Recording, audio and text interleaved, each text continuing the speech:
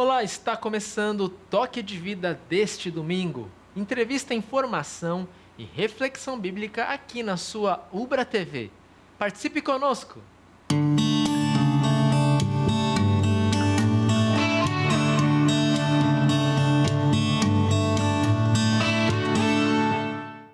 Hoje é Dia das Mães, certamente você está aí esperando seus filhos ou então você está se encaminhando para a casa da sua mãe.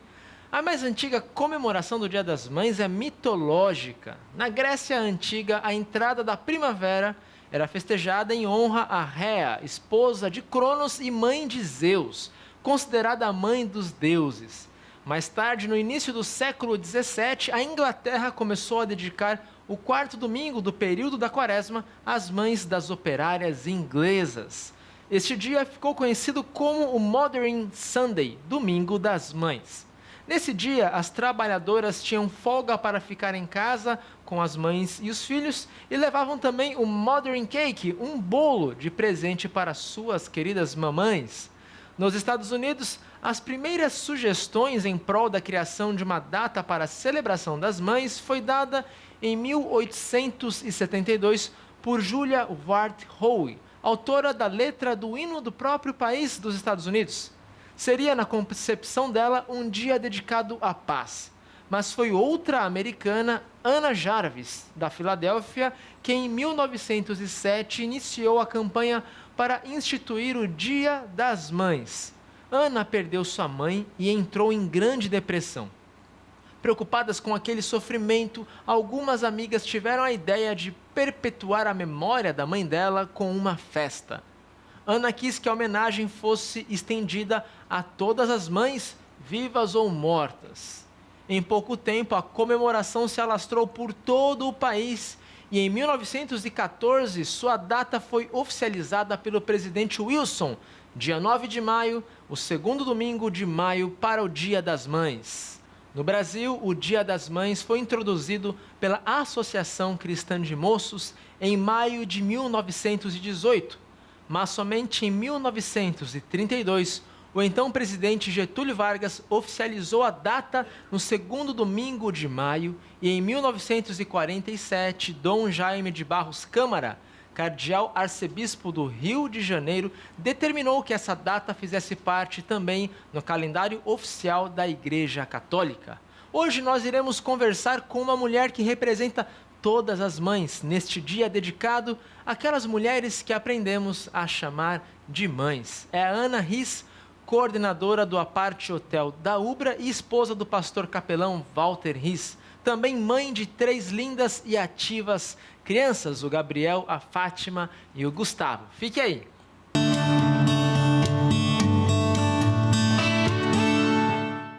Muito bem, no Dia das Mães queremos conversar com a Ana.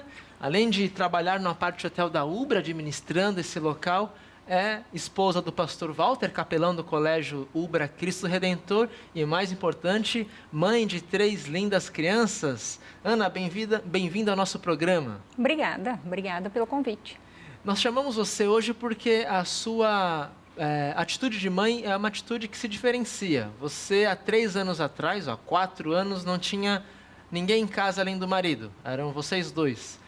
E aí, de repente, 3 crianças passam a habitar a casa de vocês e a verem você e no Walter mãe e pai. Então, nós temos a história de uma moça, de uma mulher que passa a ter 3 filhos assim, quase que de repente. Conte-nos como foi esse processo de adoção desses 3 irmãos.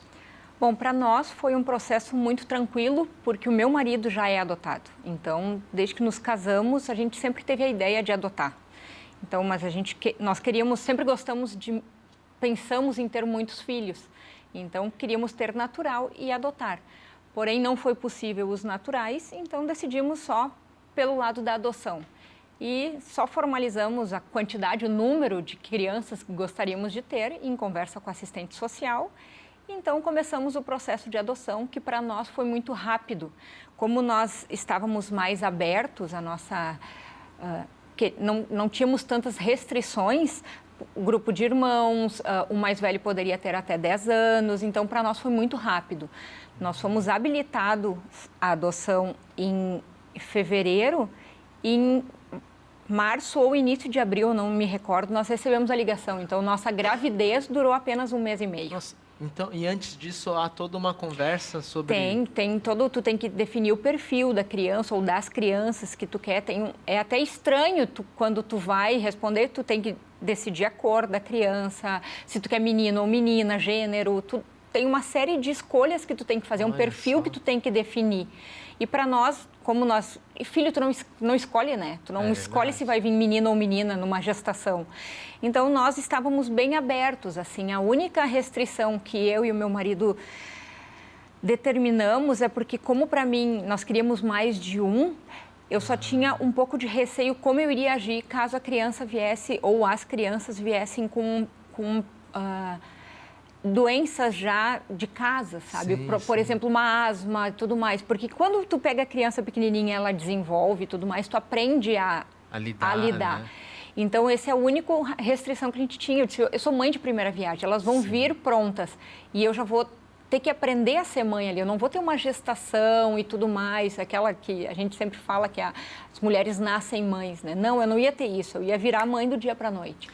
Então, a restrição, na verdade, era mais um receio de ir agora... Exato, de eu não saber o que fazer, porque eu moro longe da minha mãe, da minha sogra, então nós não tínhamos ninguém por perto para nos ajudar naquele imediato, no início, sabe? Ali, né? Exato. É verdade, né? O pastor Walter, e vocês, por terem uma vida assim pastoral, não estão perto da família, não é? Exato. Que a sogra ou a sua mãe poderiam dar um pulo ali e ajudar vocês, né? Vocês teriam que realmente se virar. Mas vocês chegaram, então, a pedir assim que fossem 3 irmãos? Teve essa ideia? É praticamente automático isso. Quando tu põe mais de um, eles dificilmente separam os grupos de irmãos. Então, como nós queríamos até 3, então viria certamente um grupo de irmãos. E tem muita carência de irmãos aí fora. Tanto que nesse 1 mês e meio que a partir do momento que nós fomos habilitados até a ligação, nós recebemos mais de uma ligação de mais de um grupo de irmãos. Porque o nosso CPF, no caso, foi para a lista, né, para o Cadastro Nacional. Então, depois disso, nós recebemos Porque quando eles nos ligaram para dizer, temos 3 irmãos para vocês, a gente disse, mas nós não temos nada em casa, não tínhamos cama, não tínhamos nada preparado, foi muito rápido.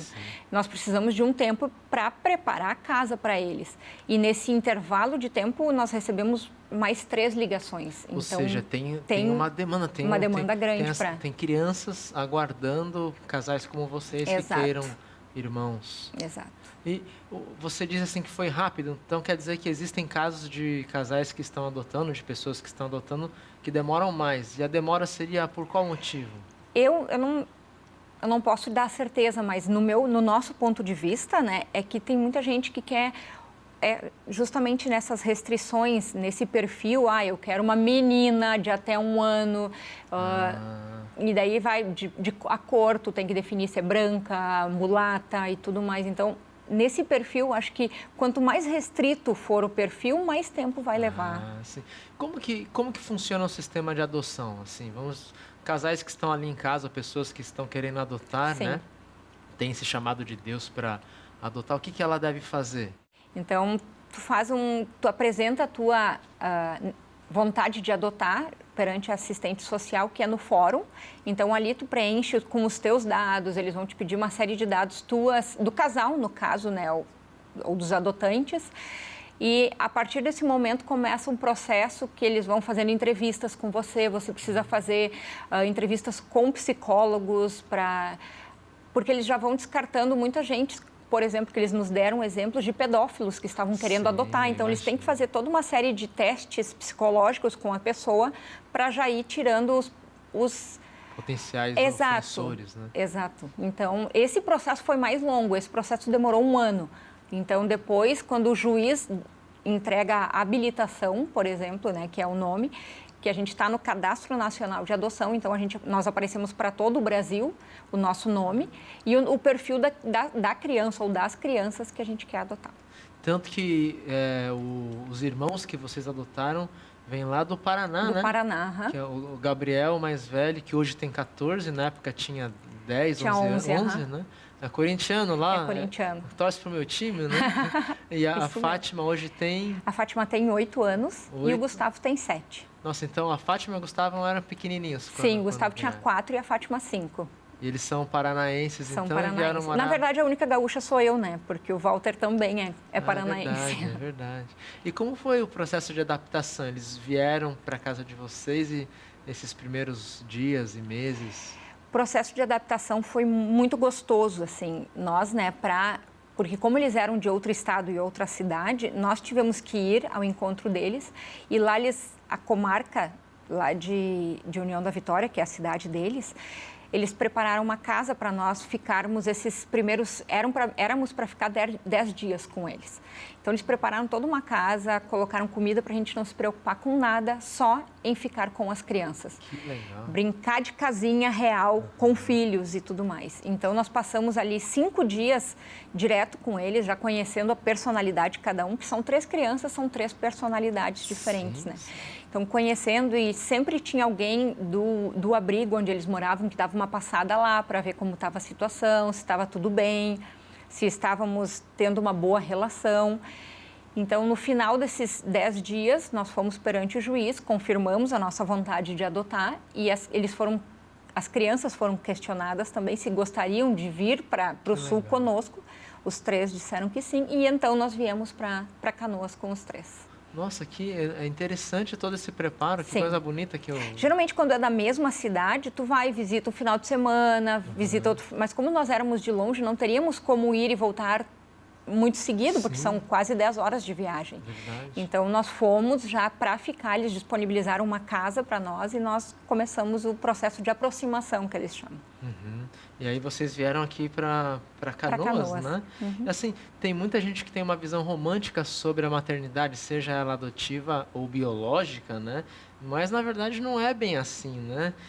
Às vezes, a maternidade exige mais paciência e trabalho do que afago mesmo, né? Sim. E isso, no caso da adoção, funciona assim também? Tem momentos de muita paciência?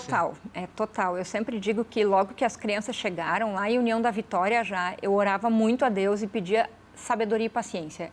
Eu disse, eu só preciso disso, porque amor vem, entende? O amor nasce, mas paciência e sabedoria era o que eu precisava, sabedoria de como falar com eles, era tudo novo. Para eles é mais chocante que para mim e para o Walter, né? Sim. Que nós queríamos aquilo, eles também queriam, porém, para eles são crianças, eles não sabem lidar bem com sentimentos e tudo mais. Então, para eles se sentiam na obrigação de chamar de pai e mãe no início. Nós dissemos, não, tranquilo, se isso está pesado para ti, vai devagar, não precisa te cobrar, sabe? Isso vai vir natural. Quando tu menos esperar, tu vai estar me chamando de mãe e eu vou estar te chamando de filho. Então, foi uma coisa bem natural, assim, a gente foi... pouco a pouco, mas paciência é fundamental, porque são 3, né? E são 3 crianças carentes. Então, tu está dando atenção para um, o outro também veio, também já quer, já dá um jeito de chamar atenção. E nem sempre... natural da criança e deles mais ainda, né? E nem sempre eles chamam a atenção de uma forma legal. Às vezes, eles não sabem como chamar a atenção, eles vão lá e batem no outro, então... Mas Vocês tiveram que ter todo esse preparo, então, assim, eu digo, vocês pesquisaram antes de adotar, antes de terem contato com as crianças, imagino que vocês tiveram um momento de pesquisa e conversa, você e o Walter, imaginando como seria tudo isso, né? Sim, isso logo que nós entramos com o processo de adoção no fórum, então a gente já imaginava, mas a gente imagina uma coisa, né? Mas na realidade sempre é outra. Então é bem isso, a gente imaginava mais aquele romance, nós passeando com as crianças, com o cachorro no fim da tarde. E quando tu vê na hora não é nada disso, as crianças saindo correndo e tu desesperada. Então eu me lembro que uma vez eu saí num parque perto da onde nós morávamos antes e a Fátima, que é a menina, disse, mãe, eu posso subir na árvore? E eu pensei, tinha uma árvore do meu lado, eu disse, não tem problema. E o Gabriel e o Gustavo jogando bola.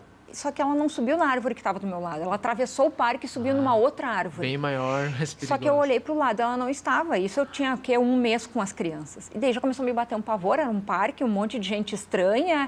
E o meu marido não estava, o Walter não estava conosco. E começou a me dar um desespero. Eu disse, Gabriel, põe teus tênis, me ajuda a procurar a Fátima. Eu perdi a Fátima, ela não está na árvore, ela não está aqui. Eu olhava em volta no parque, eu não vi, ela estava numa outra árvore, no topo da árvore. Então, eu não conseguia ver ela.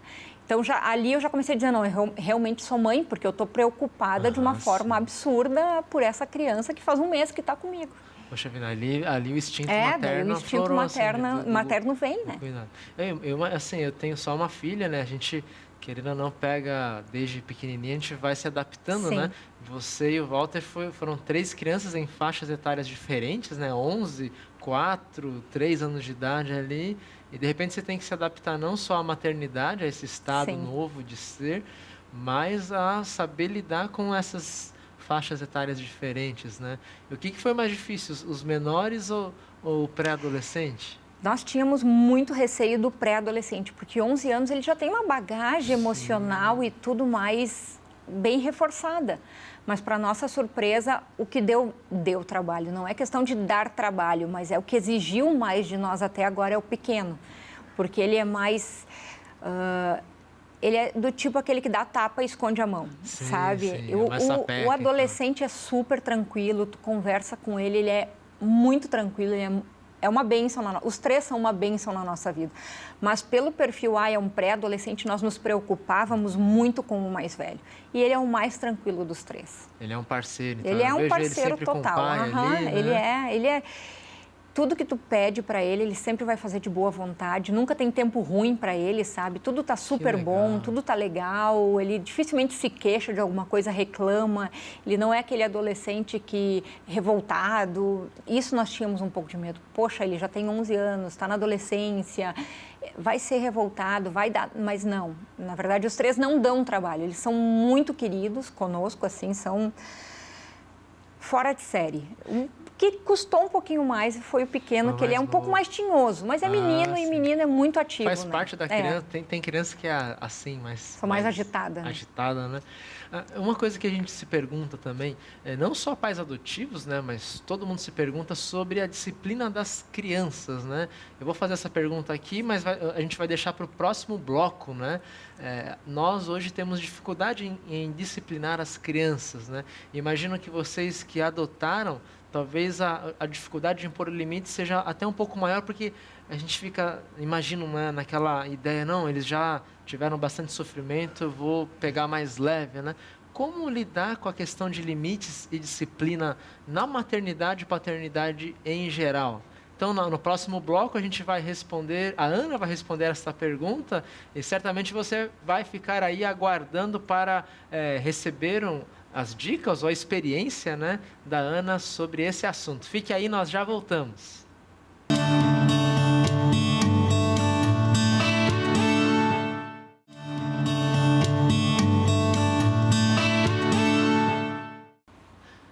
Muito bem, voltamos agora para falar com a Ana, que é mãe adotiva de 3 crianças lindas, o Gabriel, o Gustavo e a Fátima. E a pergunta que ficamos de responder nesta volta do intervalo é sobre a disciplina das crianças, a imposição de limites que é tão necessária e talvez é uma das maiores dúvidas que os pais têm hoje em dia em como lidar com limites, como impor e colocar limites aos nossos filhos, né? A gente vê que muitos pais trabalham bastante, estão sempre fora de casa e nós tentamos compensar nossa ausência liberando geral quando estamos em casa. Eu falo de experiência própria, né? A gente às vezes falha na imposição de limites porque a gente quer ter um momento legal com as crianças. E aí nós imaginamos, né? Eu imagino que com filhos adotivos, pelo menos no início, isso também seja forte, né? Aquele pensamento ali de puxa vida, as crianças já sofreram, estão se adaptando a uma nova realidade, eu vou deixar rolar solto, né? Como que você e o Walter colocaram limites, ensinaram limites aos 3 filhos, né? Nessa condição tão diferente que é a adoção? Então, desde que nós entramos com o processo de adoção, a assistente social nos dava várias dicas nela. Até dizia, vocês que vão pegar 3, é como se fossem trigêmeos, só que com idades diferentes. Então, limite é amor, rotina é amor. Então, não percam a rédea das crianças, porque vocês vão ver que depois vai ser difícil. Então, desde o início, eu sei que vai ter o processo de adaptação e tudo mais, mas desde o início sejam bem rígidos, sejam firmes com eles, porque isso eles vão notar em vocês, que vocês são os pais deles já de cara. Então, isso foi uma coisa que a gente tomou como regra. Eu venho de uma educação muito rígida, venho de família alemã, meu pai era muito rígido, meu marido também. Então, a gente brincava, nós não vamos ser tão rígidos como os nossos pais foram. Porém, quando tu tá na realidade, tu vê que é diferente. Nós realmente tínhamos que ser rígidos, porque são 3. Se tu permite a um, tu vai ter que permitir ao outro, o terceiro também vai querer, então tu perde o controle. Então, nós éramos, e somos até hoje, eu costumo dizer que lá em casa é regime militar, né? Porque são 3, então tu tem que estar sempre... Por isso que eu até disse agora, esse final de semana, eu tive umas férias, porque meu marido viajou, então eu disse, porque eu fiquei 36 horas sem ter... Porque eu sempre... Mãe nunca desliga. Mãe está sempre ligada, porque fulano está fazendo aquilo, Beltrano está fazendo aquilo, tem que fazer o tema com aquele, tem que pedir para aquele lá tomar banho, eu tenho que revisar... Não, então, tu está sempre ligada. Em função, então, tu tem que ter um controle geral da situação, lógico que com amor, né? E isso tu deixa nas entrelinhas o teu amor quando tu é um pouco mais rígido, quando tu cobra, quando tu ensina os valores e tudo mais para a criança, eles sentem amor também. É verdade, né? E aí você menciona essa correria da vida, né? De você sempre estar em função dos filhos, mas você não só é mãe, como trabalha fora, né? Como conciliar a vida ativa de um trabalho estressante, né? E a maternidade, né? Lógico, além da maternidade vai ter a questão de ser esposa, de ter a casa, enfim, de ter toda uma vida social, ter a igreja que vocês frequentam, né? Como conciliar tudo isso? Confesso que no início foi complicado, assim, porque eu queria dar o meu melhor no trabalho. Logo depois que as crianças chegaram, eu recebi uma proposta de trabalho e aceitei. Então, era muito mais responsabilidades. Era muito mais responsabilidade no trabalho e em casa também. Porque enquanto era só eu e meu marido, eu já sabia, eu já estava casada com ele há 5 anos. Então, eu já sabia como ele era, como ele reagia. Tem coisas que não precisa falar. Mas com as crianças é um processo de aprendizado que eu tinha que ter. Então, no início foi muito complicado conciliar, assim, tanto que eu não conseguia, às vezes eu não conseguia diferenciar o meu lado gestora de uma gestão de uma equipe e em casa uma gestão de filhos. Então, no início conflitava muito, eu entrava em parafuso, mas agora já deu uma estabilizada, até porque as crianças cresceram também, eles já é mais fácil lidar com eles, o diálogo com eles agora é um pouco mais tranquilo, tu pede, eles compreendem. Exato, né? Então... Hoje em dia está bem mais tranquilo, mas... E é a rotina, né? Não tem... Hoje em dia é difícil uma mãe que consegue se dedicar única e exclusivamente aos filhos, né? Então, tu tem que auxiliar financeiramente em casa, com o teu salário e tudo mais, para dar uma qualidade de vida melhor para as crianças também. Né? E eu imagino assim, toda vez que nasce um filho, o próprio casal se readapta um ao outro, porque uma coisa é se relacionar com o marido, ele enquanto só o seu marido, né, ou sua esposa, de repente vem um filho, nasce o filho, você adota um filho, o marido se torna também pai e a esposa se torna mãe. Então, é um jogo diferente entre os dois, né? Sim. Houve também essa necessidade de adaptação entre você e seu marido, entre a Ana e o Walter, ou não? Tá, foi tranquilo? Não, nesse ponto para nós foi bem tranquilo. Foi bem tranquilo mesmo, porque nós já tínhamos, né, 5 anos a gente viveu um tempo fora, então nós realmente estávamos longe da família, éramos só nós dois, a nossa família éramos só nós dois. E outra coisa que a gente sempre falava também, nós tínhamos uma família que era eu e o meu marido, e eles também tinham uma família que éramos 3, então a gente só uniu as 2 famílias. Para eles não foi tanto sofrido, porque eles tinham uma famíliazinha pequena e nós tínhamos uma família pequena de 2 integrantes. Sim. Então, a gente só uniu as 2 famílias. Ah, que legal. Tanto que a gente, agora em maio, nós vamos fazer 3 anos já da adoção. E daí, no início, a gente dizia que era aniversário de família. Eu disse, não, mas a família já existia antes de vocês chegarem. A família era eu e o pai. Sim. Agora é só a família agrandada, como que a gente fala, que agrandou a família. Então, a data é a família agrandada. Que legal, que legal. Ana, e sobre a questão assim dessa mudança veloz do mundo, né? O filósofo Mário Cortella, ele disse que a novidade hoje não é a mudança. O mundo sempre mudou, mas a novidade é essa velocidade de mudança. Então, nessa velocidade de tecnologia, os pais muitas vezes se encontram perdidos na educação dos filhos, né? E muitos pais terceirizam essa educação para a escola ou até para a igreja, né?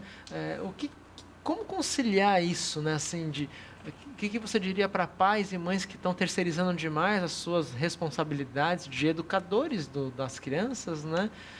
Diria para dizer assim, olha, você tem que cuidar e educar o seu filho, não é a escola, não é a igreja. Porque valores e princípios a criança vai aprender em casa, né? Então, isso mais à frente vai se mostrar isso. Pode ser que não seja agora, enquanto eles são pequenos, mas isso um dia vai vir. Essa conta vai vir de tu terceirizar a educação, cobrar isso da escola, cobrar que é só a escola que tem que fazer a parte dela ou a igreja que tem que fazer a parte dela, quando não é em casa. Então, a conta vai vir, um dia vai vir. A transmissão de valores, então, é pai e mãe mesmo, né? É pai e mãe que tem que fazer. Até porque a escola fica com nossos filhos de 5, no máximo 8, 9 horas, né? Eles Exato. vão ficar mais tempo com a gente em casa nos fins de semana, nas férias e nos feriados, né? Então, realmente, pai e mãe têm que assumir o que Paulo diz em Efésios, né? Pai e mãe não irritem os seus filhos, os eduquem, né? Em Provérbios, o rei Salomão escreve que quando nós educamos a criança, ensinamos a ela o caminho do Senhor, ela nunca vai se desviar. Então, essa passagem de valores realmente é pai e mãe, né? E qual seria a função da escola, então? A escola é ensinar aquilo que muitas vezes, por exemplo, eu não tenho didática para ensinar uma criança a ler. Eu posso fazer o meu básico ali, que agora os meus 2 pequenos estão nessa fase de alfabetização. Eu posso auxiliar a professora em casa, que é o que nós fazemos. Essa função de ensinar que B mais A vai dar o BA, ela tem todo esse conhecimento para fazer a criança dar aquele clique e dizer, B mais A é BA. Eu posso ficar falando, Fátima, B mais A é BA, mas eu não tenho a didática. Entende? Então, a escola é quem dá o conteúdo acadêmico. Isso. Não sei se eu posso dizer assim para a criança, e nós vamos transmitir os valores de como ele tem que se comportar lá no colégio. Como ele tem que respeitar aquele professor que, na ausência do pai e da mãe, é autoridade dentro de sala de aula. Isso. Então, esses tipos de valores as crianças aprendem em casa. Praticamente assim, os valores morais e espirituais é em casa que se aprende, né? E a técnica, o conhecimento geral, as habilidades, eles vão desenvolver na escola. Vocês também levam os 3 filhos na Igreja Luterana, a comunidade Toque de Vida, que se reúne todo sábado, 7h30, né, no Colégio Cristo Redentor. Qual é o papel dessa congregação, dessa igreja cristã na vida dos seus filhos? Para nós é fundamental, né? Porque eles crescem, porque a gente dá o ensino também, o catecismo, que a gente chama em casa, ensinando e tudo mais. Porém, é lá na igreja que eles têm essa convivência com os irmãos, eles veem que tem outras pessoas que têm a mesma fé que eles, as pessoas que estão ali também acreditam que Jesus morreu por eles. Então, é um lugar de identificação para eles. Eles sabem, olha, não tô sozinho, porque no colégio não é assim, né? Eles estudam num colégio público, então não é um colégio cristão. Então, não tem essa base no colégio, então eles sabem que ali é difícil, muitas vezes, quem seja cristão como eles. Porém, ali na igreja, eles veem uma identificação, eles sabem que são irmãos na fé deles ali, que tem todos aqueles amiguinhos que são os irmãos na fé. E a igreja ali tem um trabalho específico com crianças, né? Tem. Que é a escola bíblica. Escola ali, bíblica, né? E o que elas aprendem numa escola bíblica? Elas aprendem o que nós temos no culto para adultos, para eles, criança, com uma linguagem mais infantil. Por exemplo, esse final de semana, falamos sobre Pentecostes, eles fizeram um catavento, então com as chaminhas do Pentecostes ali, que quando girava, era o Espírito Santo fazendo a ação naquele catavento. Então o que os adultos aprenderam sábado ali sobre a vinda do Espírito Santo para os discípulos, as crianças aprenderam isso de uma forma totalmente didática, lúdica. Exato, né? Que para eles é muito mais fácil de assimilar, né? Que volto a dizer, que as professoras têm a sensibilidade de saber como funciona uma criança para aprender. Eu não saberia como exemplificar para a criança o Pentecostes, por exemplo. Por mais que a gente tente em casa e faça de todas as maneiras possíveis, que temos livros mais em linguagem infantis, porém, as professoras já têm esse conhecimento, né? Que eles sabem mudar a linguagem para as crianças. Eu vou pedir para você falar para o pessoal de casa o endereço lá da igreja e os horários das programações, porque eu acho que você de casa está interessado em descobrir ou em conhecer essa igreja, né? Por favor, Ana. Então, nós estamos localizados ali na Avenida Inconfidência, no Colégio Cristo Redentor, e os nossos cultos são sempre aos sábados, às 7h30 da noite, né? E esperamos vocês lá. Quem tiver interesse, estaremos lá para recebê-los. Que legal. E você que não mora perto ali da Avenida Inconfidência, aqui em Canoas, você pode procurar no Google www.ielb.org.br e nesse site você consegue encontrar a igreja luterana mais próxima da sua casa, e todas as igrejas luteranas do Brasil possuem departamentos específicos para o ensino de crianças até de 1 ano de idade a 12, e também há um departamento para o ensino dos pré-adolescentes, que é o ensino confirmatório de crianças entre 11 e 14 anos. Além disso, você também encontrará nas igrejas luteranas o departamento de jovens. Crianças acima de 13, 14 anos têm um espaço dedicado às atividades, ao ensino, aos assuntos pertinentes à juventude. Eu acredito até que o mais velho, Gabriel, Sim. não vá mais tanto na escola dominical, vá no grupo de jovens. Já está no grupo de jovens, que o grupo de jovens é no sábado antes do culto, é às 6 horas da tarde. Das 6 às 7 é o encontro do grupo de jovens. Aí tem um estudo lá, uma atividade específica, exato. né? E são todos de 13, 14 anos até 20 e tantos anos, né? Isso, né? Até o grupo de jovens é um espaço legal, porque os mais novos vão aprender com os mais velhos assuntos sobre vestibular, sobre vida, né? E é interessante porque tem aquela coisa de adolescente, ai, meu pai e minha mãe, sabe? Eles são muito mais velhos, são caretas. Por mais que tu tente te adaptar e fazer uma linguagem mais jovem, não. Tu sempre vai ser meio careta para os filhos. Então, ali é um lugar legal que está todo mundo junto. Eles estão compartilhando, eles têm ideias, e então eles têm a mesma idade. É bem legal de ver, assim, a animação deles. É verdade, né? No último culto que eu fui lá, eu vi os jovens ali reunidos e durante a mensagem conversavam, trocavam ideia, e depois estavam combinando de... Sim. Vai ter diversos eventos ao longo do ano dos jovens aqui de Canoas, eles estavam ali animados, combinando a ida, e, vendendo até bolo para conseguir fundos para isso, né? Isso. É algo muito legal. Ana, o quarto mandamento diz: honrarás pai e mãe. Como que você ensina esse valor da honra a você e ao Walter, aos seus 3 filhos? De respeito, né? De eles saberem que não é uma questão, nós somos autoridades em casa, nós mandamos e vocês obedecem. Não é isso, mas eles veem o pai e a mãe como uma referência e respeitar a gente, porque, querendo ou não, nós que provemos para ele toda essa questão de educação e tudo mais. Então, que eles saibam que... E não é só a nós, né, que eles têm que respeitar. A gente sempre fala que o respeito é a quem for mais velho que você. Então, tu respeita o mais velho sempre. Isso é regra. Eu até me lembro do meu pai, ele dizia algo mais ou menos assim, quando a gente ficava bravo com ele, né? Ele até dizia: pode ficar com essa cara aí, você não tem que gostar de mim, não, você só tem que me obedecer e respeitar. Uhum.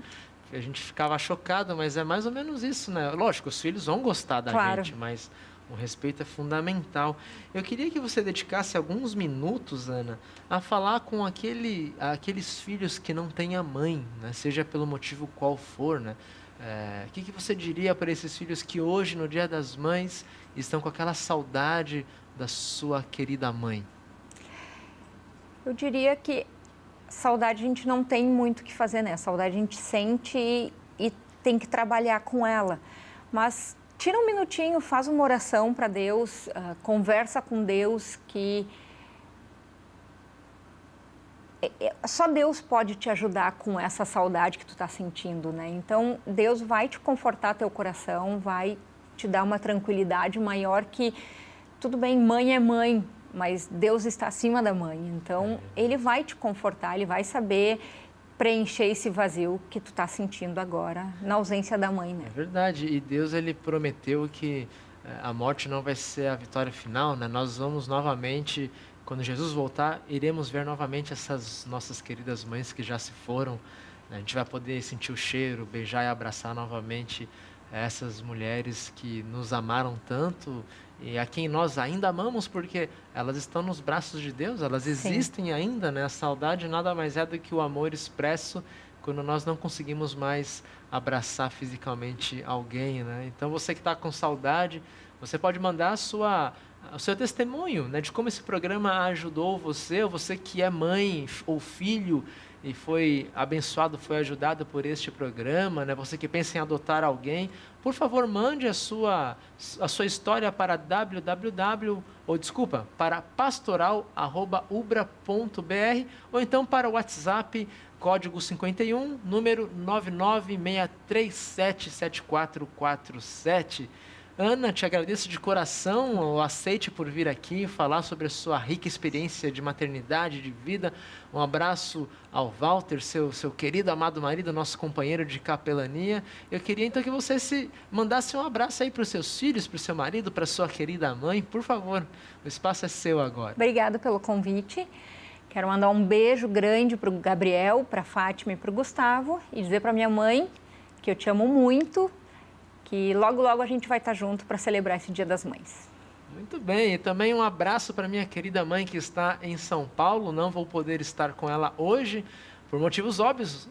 Nós estamos aqui em Canoas, ela lá a 1.100 quilômetros de distância em São Paulo, mas um abraço a você, mãe, que nos acompanha aí pela internet, pela Ubra TV, na internet, está nos assistindo neste momento. Que Deus abençoe todos vocês. Comam, se você mora em São Paulo, vai comer uma macarronada com a sua mãe hoje, né? Paulista é rápido assim, não faz um churrasco.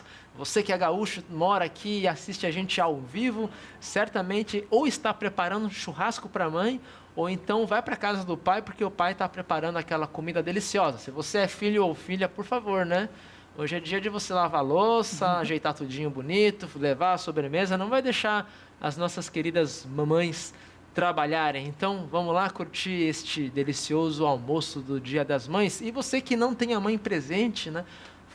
Faça o que a Ana falou, peça a ajuda de Deus, Ele vai trazer consolo nesse dia em que você lembra e honra a sua querida mãe. Feliz Dia das Mães a você, mamãe. Curta bastante esse dia que é especial seu e, na verdade, todos os outros dias são seus também, mas esse domingo é especialmente feito para você. Que Deus abençoe você. Até a próxima. Fique aí que no próximo bloco nós teremos nosso momento de reflexão bíblica e oração. Nós já voltamos.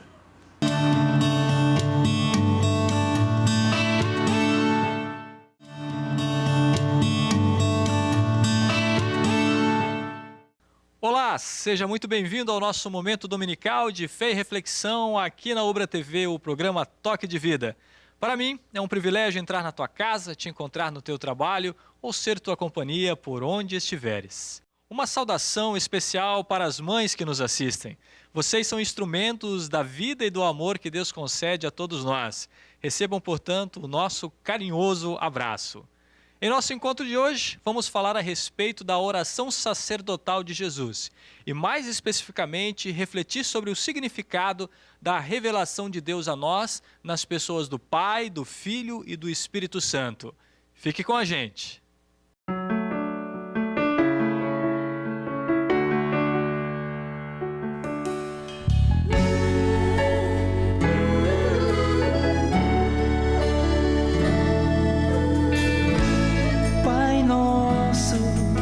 Estás no céu, santificado seja o teu nome.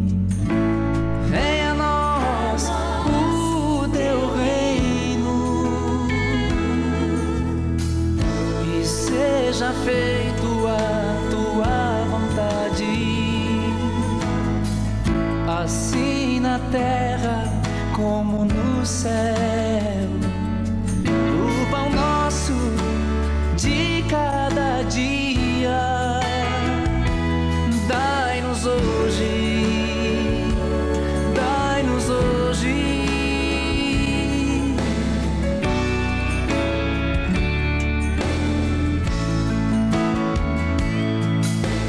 Perdoa as nossas dívidas, assim como nós perdoamos os nossos devedores.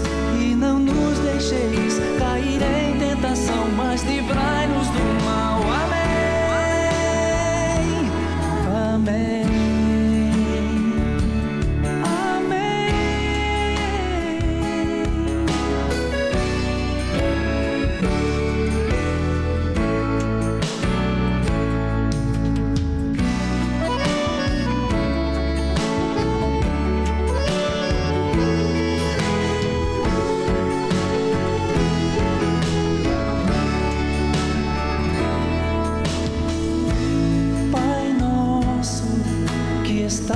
nos céus.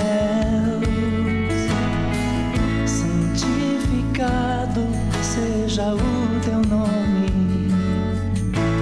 Venha a nós o teu reino e seja feito a tua vontade, assim na terra como no céu. O pão nosso de cada dia dai-nos hoje, dai-nos hoje.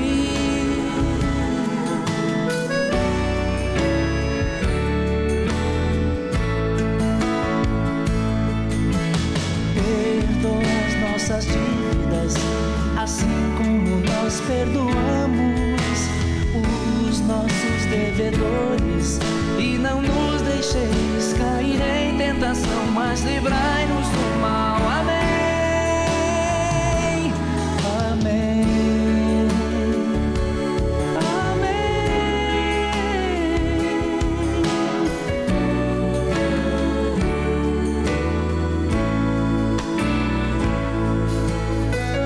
Pois teu é o reino, o poder e a glória para sempre.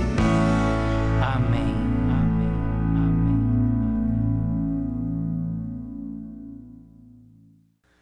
Em nosso encontro de hoje, faremos a leitura do primeiro salmo da Bíblia. A autoria deste salmo é desconhecida. Nele, a sabedoria de Deus aponta para os dois destinos ou dois caminhos seguidos pelas pessoas: o caminho daqueles que têm prazer na palavra de Deus e o caminho daqueles que a desprezam.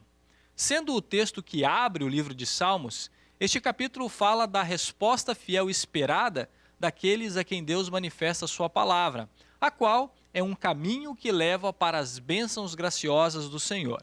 Leia comigo o Salmo 1, lembrando que aqui farei uso da Nova Tradução na linguagem de hoje. Felizes são aqueles que não se deixam levar pelos conselhos dos maus, que não seguem o exemplo dos que não querem saber de Deus e que não se juntam com os que zombam de tudo o que é sagrado. Pelo contrário, o prazer deles está na lei do Senhor, e nessa lei eles meditam dia e noite.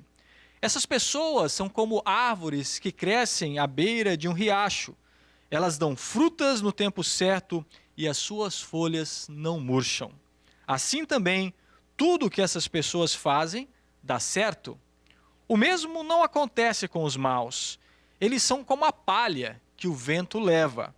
No dia do juízo, eles serão condenados e ficarão separados dos que obedecem a Deus.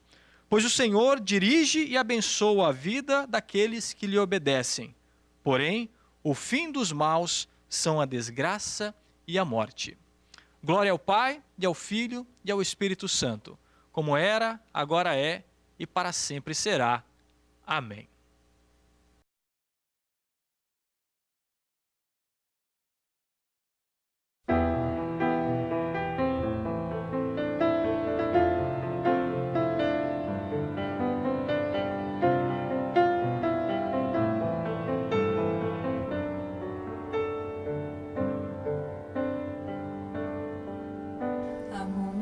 Em que não se sabe de cor qual caminho escolher.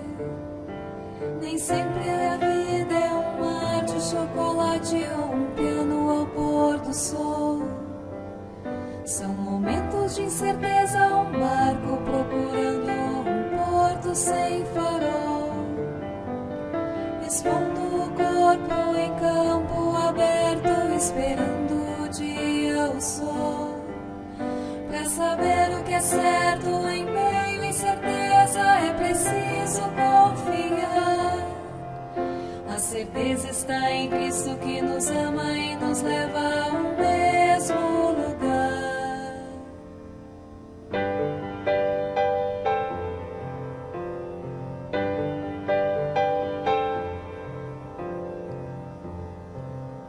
Saber que existe alguém que não falha vem de Deus ao coração. É bom saber que Jesus tem nossa vida na palma da mão. Neste ponto o mar está adiante, está aberto, está bem perto, pronto pra navegar.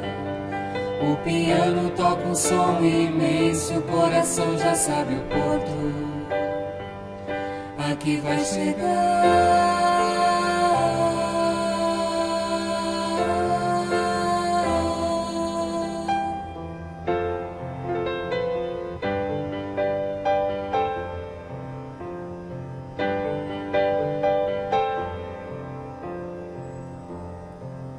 Pra saber o que é certo em meio à incerteza é preciso confiar.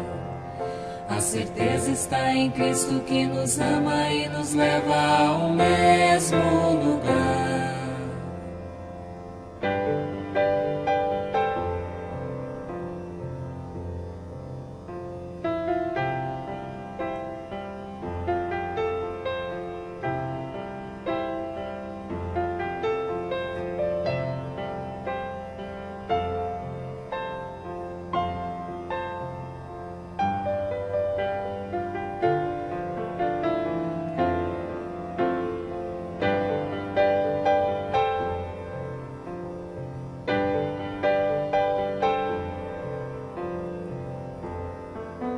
Para saber o que é certo em meio à incerteza é preciso confiar.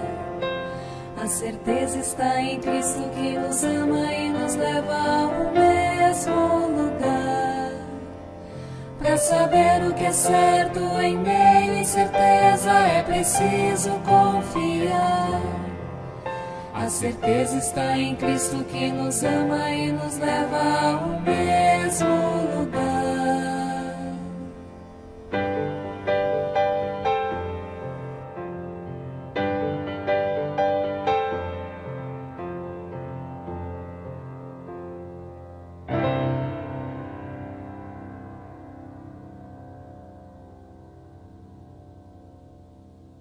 No Evangelho de João, capítulo 17, nós encontramos um dos mais marcantes textos do Novo Testamento, a oração sacerdotal de Jesus.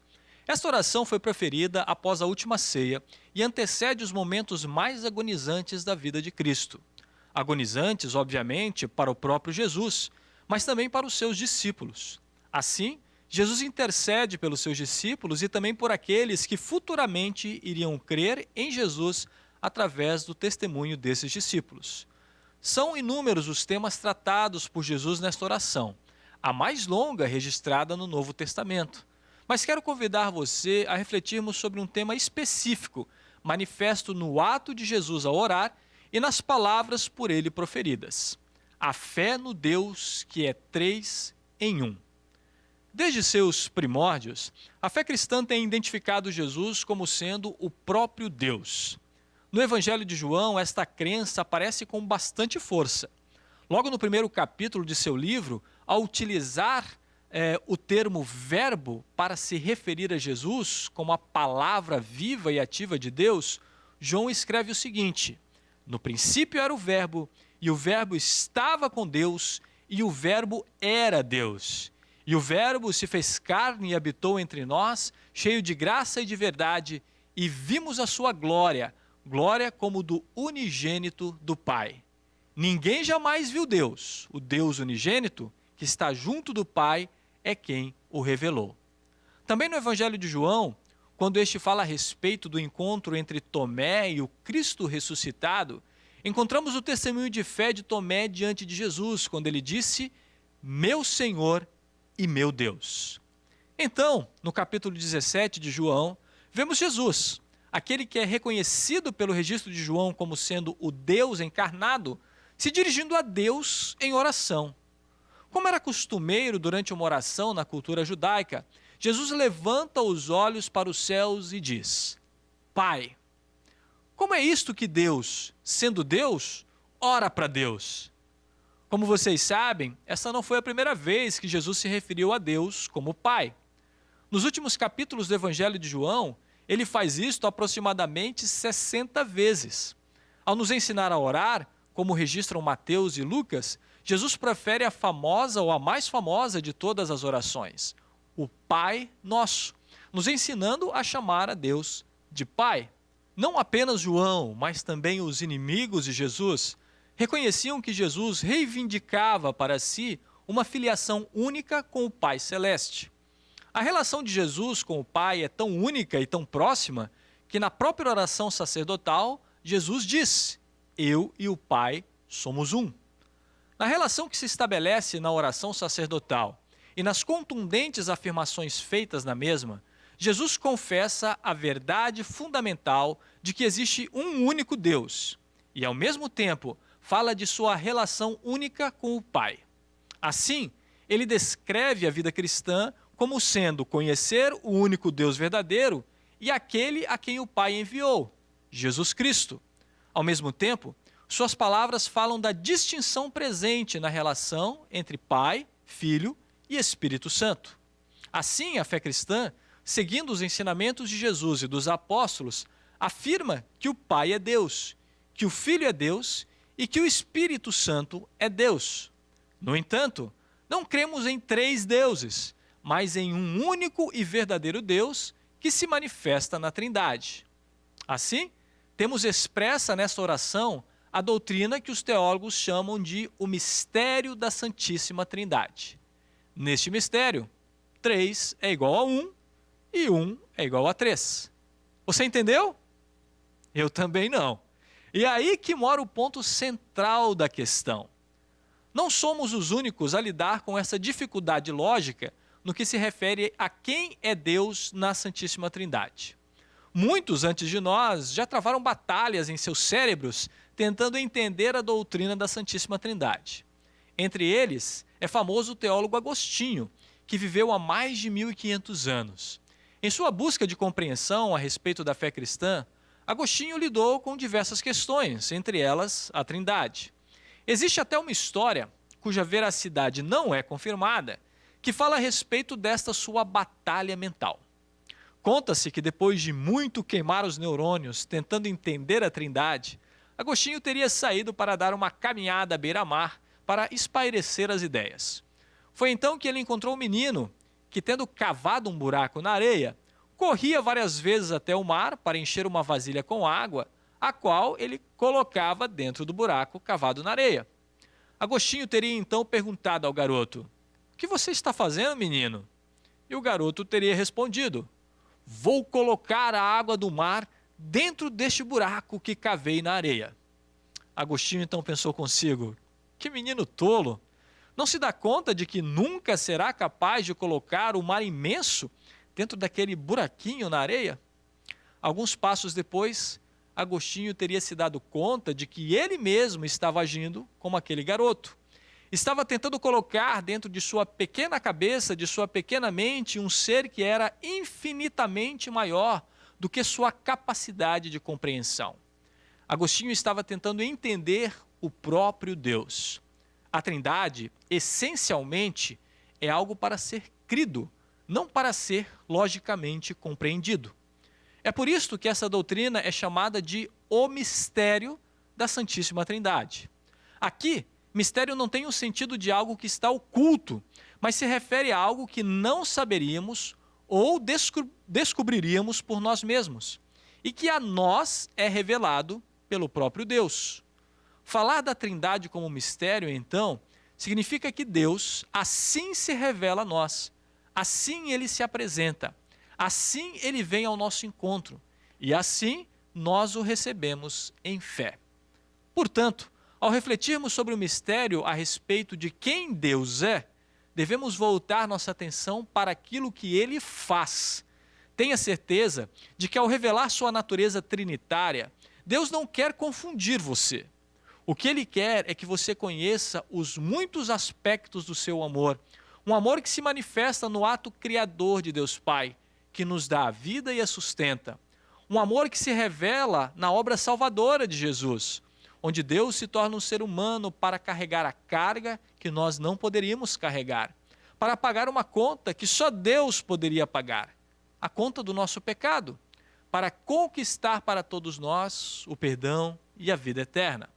Um amor que se revela na ação graciosa de Deus Espírito Santo em nossas vidas, que derrama sobre nós os seus dons, especialmente o dom da fé, uma fé que se agarra nas promessas de Jesus e torna reais em nossas vidas o perdão que Ele conquistou.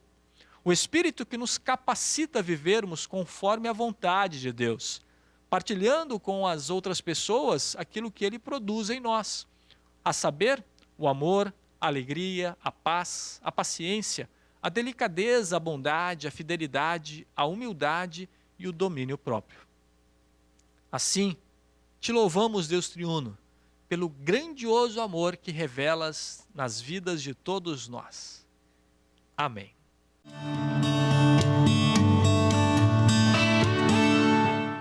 Estamos chegando ao final de mais uma edição do Toque de Vida de domingo. Não apenas eu, mas também Deus se alegra com a tua companhia. Lembre-se que temos toques de vida para você todos os dias da semana. De segunda a sexta temos os nossos drops diários às 8 horas da manhã e aos sábados ao 12h50. Aos domingos, às 8 horas, nosso programa com 1 hora de duração, trazendo ótimas entrevistas e um enriquecedor momento de reflexão. Se você gosta de ouvir rádio, sintonize a Rádio Mix, Porto Alegre 107.1. Lá temos o Minuto Toque de Vida todos os dias por volta das 7 horas da manhã e também por volta das 18h40 da tarde.